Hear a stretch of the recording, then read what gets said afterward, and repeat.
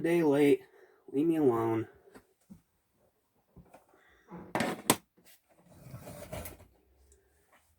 Had to get my outfit ready for tonight. What's going on, guys? Welcome back to Animation Station. As you know, we have been looking at all the Sonic movies, because tonight, Sonic Movie 2 comes out, and I'm gonna go see it. Super excited. But for now, let's talk about the first Sonic movie released all the way back in 2020. I know I've already talked about this movie a lot on this channel. I did a full documentary for flip's sake. But if you have a problem with me still talking about this first movie, well, you know what? I don't give a flying fox. Get out of here. Take your negativity somewhere else. And yep, I have my friends Sonic and Tails just chilling up there, waiting for their time to go to the theater with me. So, yeah. So what can I say about this movie I haven't already been said? It's funny, it's fun, it's action-packed, and it is just a great time. I still have a blast watching this movie. But there are flaws. I don't think it's a 10 out of 10 movie anymore, unfortunately.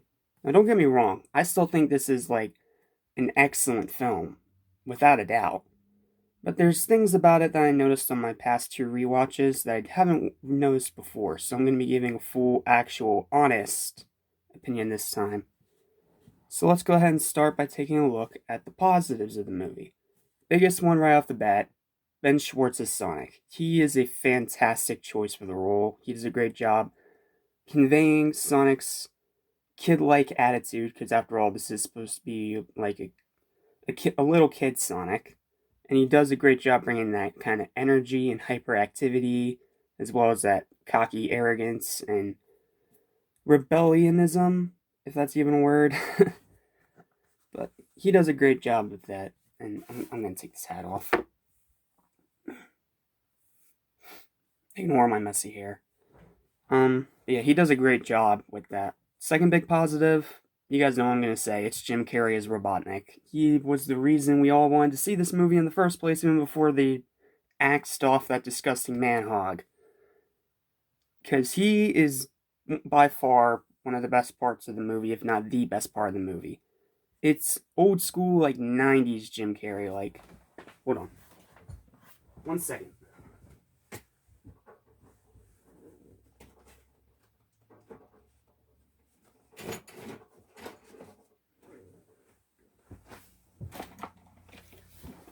His performance of Robotnik in this movie is good old 90s Jim Carrey. You know, The Mask, Liar Liar, Ace Ventura, Dumb and Dumber, you know all those.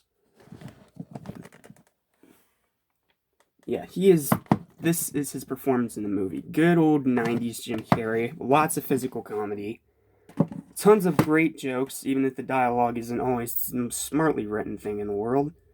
But he still makes it work, and he always gets a laugh out of me. And yes, that "give me a big fat break" line is still his best line in the entire movie. Fight me. I also thought that the humans were surprisingly really good.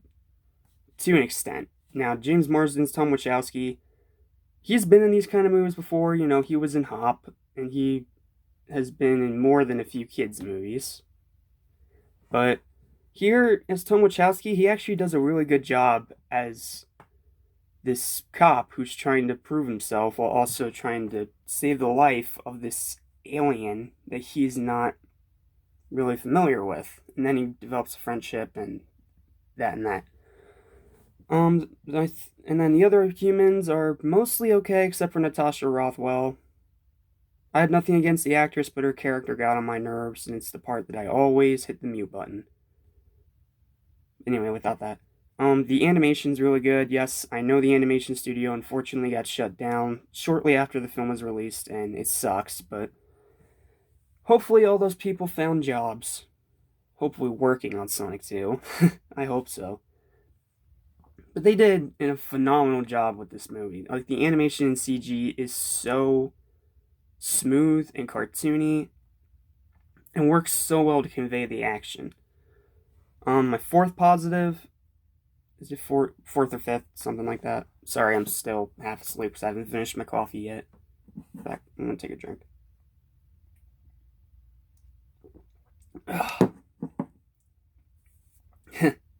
Here I am looking like Some Call Me Johnny with my freaking coffee cup.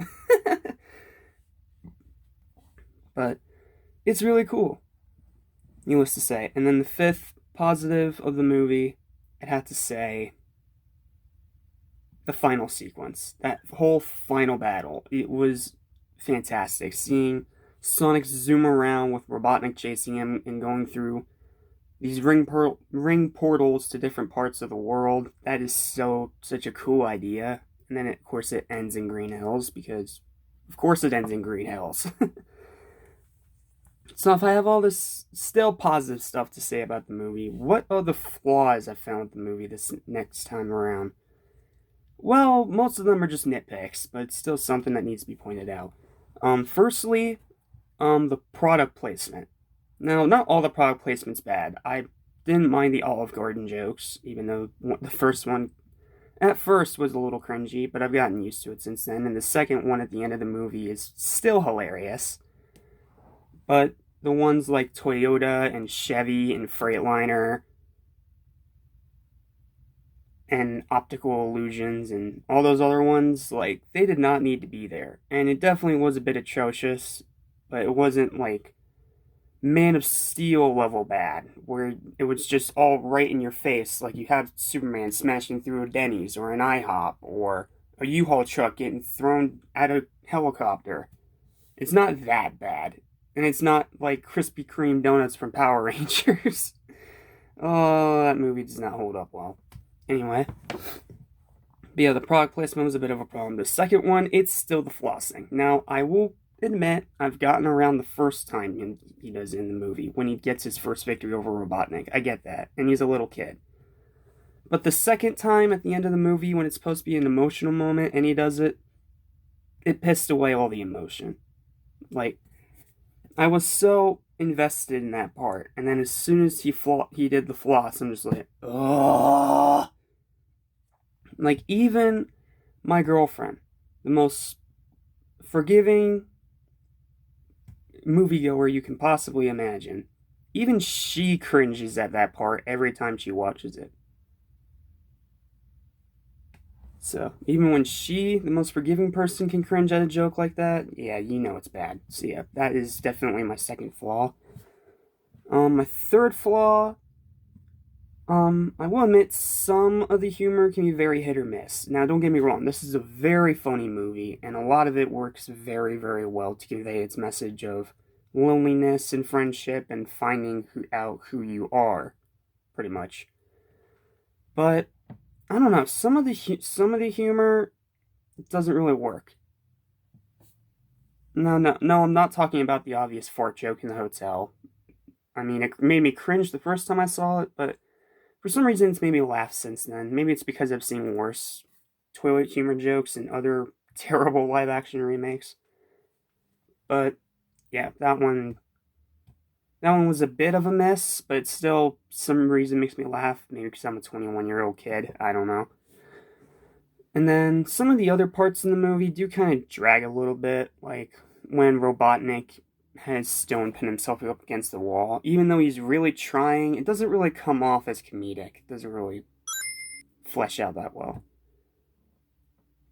And then the fourth one is near the end when Sonic drives the car. Now, yes, I know there was a deleted scene that explains it, but it's a deleted scene, which means it's not in the movie. Not only that, it has the unfinished Manhog, so it's obviously never going to be put back into the movie. So, without that scene and without that context, letting Sonic drive the car to the Transamerica building was just a really stupid idea. And even more inconsistencies and plot holes I found with the movie. Another one is that the whole manhunt terrorist plot pretty much gets thrown out the window and nothing comes of it. Yes, they have the freak out moment where Tom shows up at Maddie's sister's house, like when they're all talking over each other, which worst part of the entire movie, because that just made me want to, just mute it and walk out. That part was just so... But thankfully now there's a mute button, so I don't have to worry about hearing that again. But aside from that, it's like never brought up again. That is a bit of a problem, because if you're going to introduce something that serious, then why not just act upon it?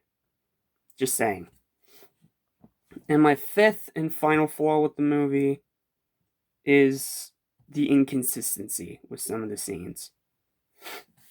I already talked about letting Sonic drive the car into the Transamerica building. I already talked about that plot hole. I already talked about the terrorist one. But the one that really bugs me is in the very beginning, when Sonic's screwing around with Tom as he's sitting in the car looking for, speeders or anything like that. And then, for some inexplicable reason, and this doesn't have a deleted scene to try and add context, for some inexplicable reason after Sonic finishes screwing with him, Tom inexplicably decides to just get out of the car, walk to this very specific spot on the side of the road, and find the quill.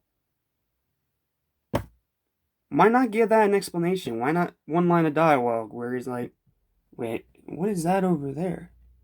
And then he gets out of the car, and then you can have him cut to walking over to that area, instead of just having Sonic finish messing with him, and then directly cut to him out of the car all the way over here on the side of the road to this very specific spot just to find the quill.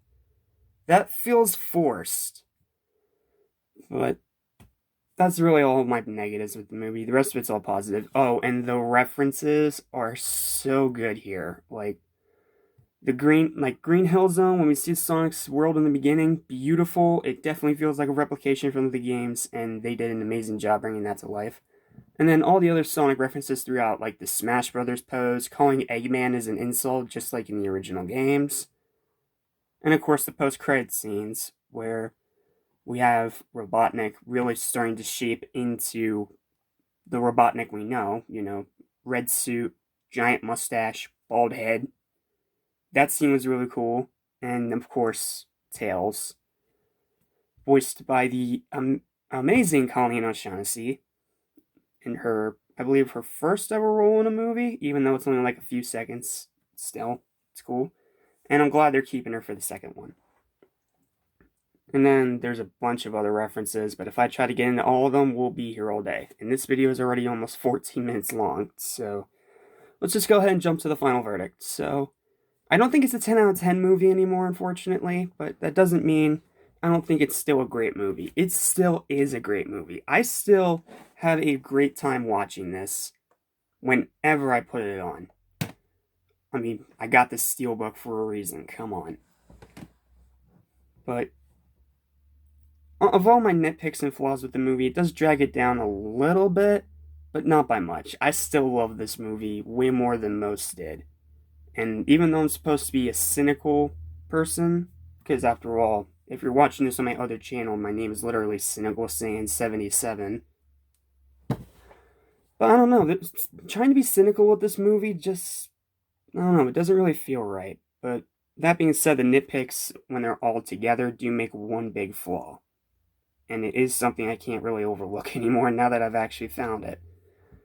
So my real final verdict for Sonic the Hedgehog 2020, not to mention the incredible story I had to go on with it that I already talked about at length in that documentary, so I'm not going to go over it here. It's still unforgettable. It's still an experience I'm never going to forget, and seeing it 17 times in the theater only made it better. So my final verdict for Sonic the Hedgehog 2020 is still an extremely high, almost perfect 9 out of 10. It's still a fantastic film that I still love watching all the time. And I am super, super hyped to see Sonic 2 tonight with these little guys right here. So that's it. That is my official review of Sonic Movie 1. Yes, there were spoilers, and I'm sorry, but it's been 2 years. If you haven't seen the movie since then, that's kind of your own fault. And for those of you that are going to attack me in the comments like, oh no, this is a kid's movie. This is bad. You need more cynical. This is like a 6 or 7 out of 10. None of this works at all. Well, I already told you at the beginning. If you're going to be negative, I do not give a flying fox what you have to say. There's the door. Skedaddle. If you're still here, that's your own fault. But that's all I got. Thank you guys so much for watching. Remember to like, share, and subscribe if you haven't already. And I'll see you guys tonight for my first impression spoiler-free review of Sonic 2. I am so excited to see it. I'm even more excited to see it now than I was for the first movie, and that is saying something. But yeah, in the meantime, go ahead and check out all the other videos from this Sonic month, and we only have a few more videos to go with my spoiler-free review of Sonic 2 tonight after I get back from the theater, the ranking of all three of the films, and then the all-in spoiler review. So, yeah, that's all I have to say. And I just want to say, even though we still have a few days left, Sonic Month is slowly coming to a close, and I just want to thank all you guys at home for watching all of these videos. Like, it was so much fun to make everything that I made for this month, and it's probably going to be my favorite month ever, and I don't know, maybe I'll do it for Sonic 3 whenever that comes out. People are saying 2024, but I have not heard anything officially, so I really do not know. But thank you guys for watching this month. I really appreciate it. And if you're watching this on my other channel, just thank you for your time. That's all I have to say. I'm gonna go listen to some music now to hype myself up for Sonic 2. So, until next time, I'm Jack Small of Animation Station and Cynical Sane 77. Stay supersonic. I'll see you guys tonight. Peace.